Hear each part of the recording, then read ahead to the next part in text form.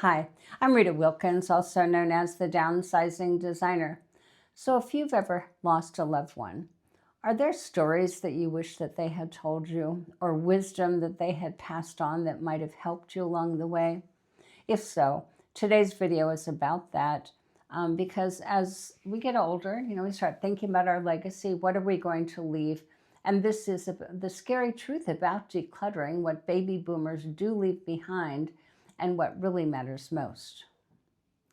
So a friend of mine, her mom had passed away and she was cleaning out the house. And this particular day, she opened the attic door. She hadn't been there in years. And she saw stacks of boxes, floor to ceiling. And some of them were labeled, some of them were not. But they held a lifetime of things, photographs, half-finished crafts, and then letters that were never sent to people, and also travel brochures for travel that she never took. So, as she stared at this, of course, she cried, and then she said, I have no idea where to start.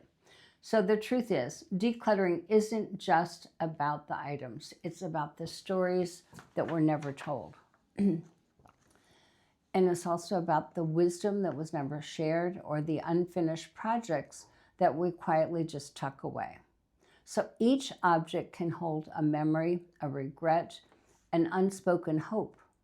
And when left behind, it carries more than dust. It carries a legacy of silence.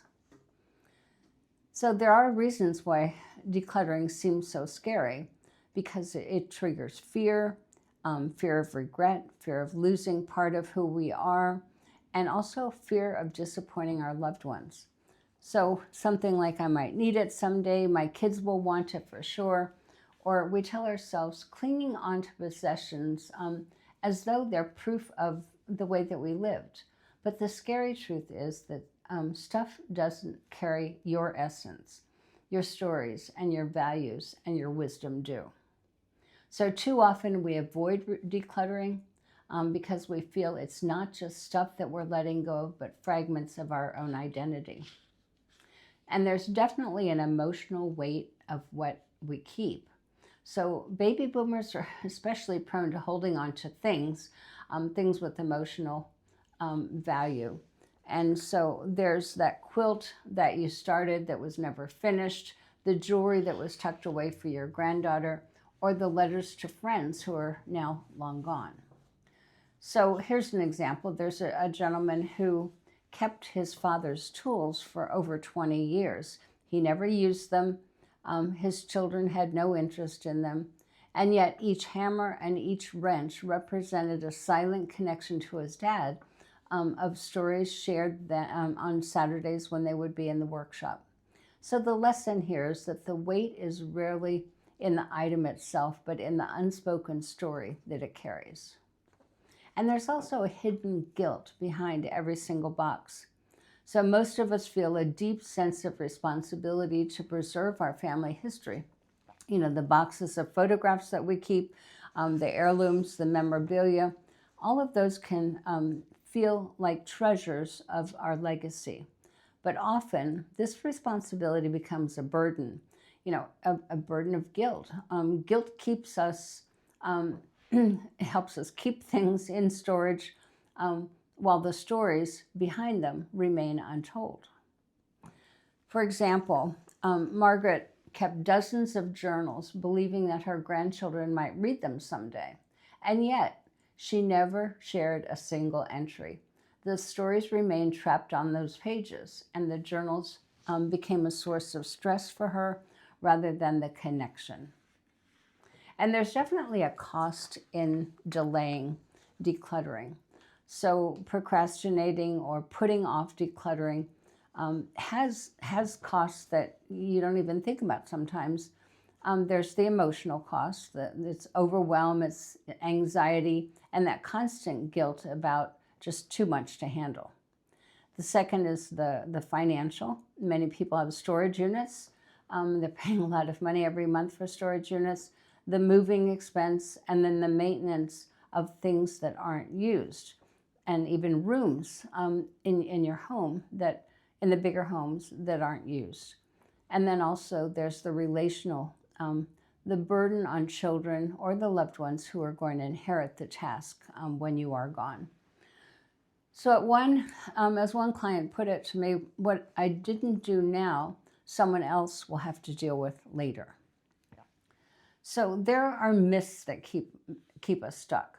We tell ourselves lies. I might need it someday. It's worth something, and so I spent too much money on it. My kids will want it, or I'll do it later. Years later, though, those later promises often turn into decades of clutter and regret. So one woman held on to her mother's collection of glass figurines for 30 years, claiming that one of my kids will want them someday. Well, they didn't. And when that time came, the objects just remained. And that's a symbol of postponed decisions and deferred freedom. Had she given them up a long time ago, it would have given her a little bit more freedom.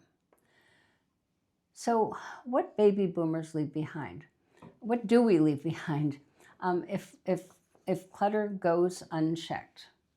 So there's the physical, which is the boxes full of stuff, the furniture, the clothing, the collectibles, the unfinished projects. There's the emotional. There's the regret, the guilt, the unspoken stories, or the wisdom that was never shared. And then there's the legacy gap. Possessions can overshadow the lessons and the memories that we truly want to pass on. So too often, homes become archives of unfinished lives rather than the celebrations of a life well lived. So what do we wish that we left behind instead? So right now we still have a choice because we're still standing, we're still above the ground. But what really matters isn't the stuff, but the stories, the experiences, and the lessons that shaped us.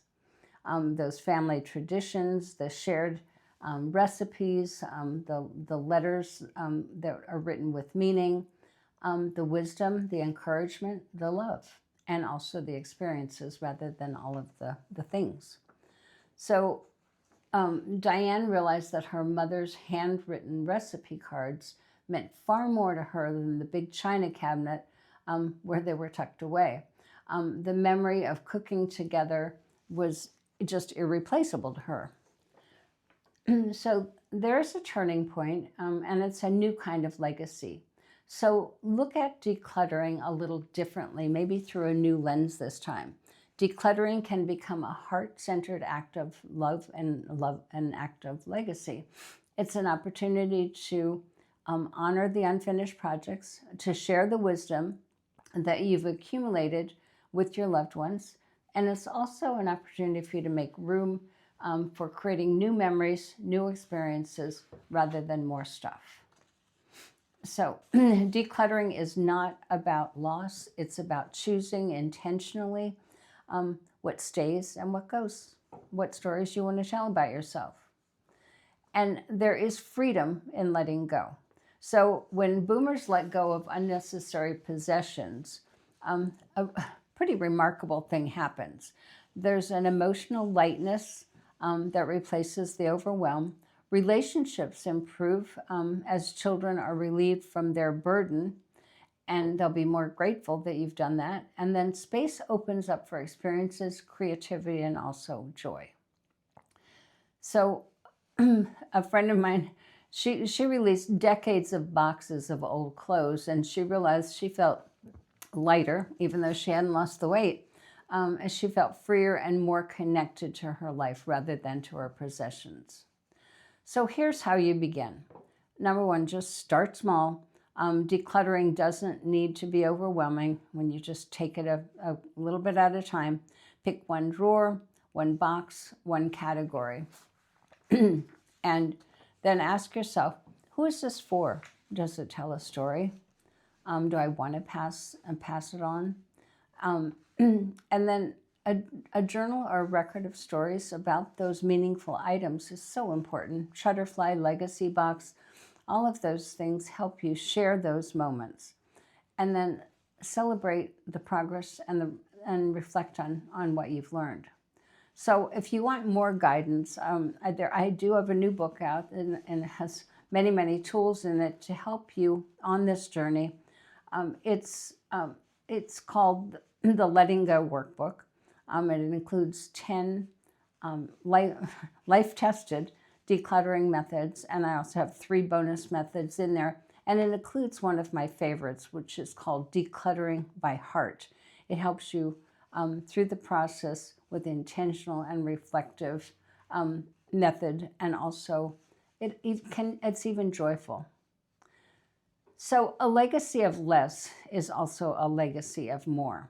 So decluttering is not just tidying. It's a choice about the stories that you want to leave behind. We can leave our children boxes of clutter, or we can leave them with stories that inspire them, lessons that guide them, and memories that endure. So the scary truth is, if we don't act now, the items that we leave behind will tell someone else's story, and one of the unfinished projects or the unshared wisdom. So, but the empowering truth that you can choose, and you can make that difference. So you can let go, you can share your stories, you can create a legacy that reflects the life that you've truly lived. So this is a question for you to reflect on. If you could leave only 3 things that truly mattered to you, what would they be, and what story might they tell? I'd love to hear from you. This is one that I'm reflecting on right now, and I'd love to hear back from you. I do hope this video has helped.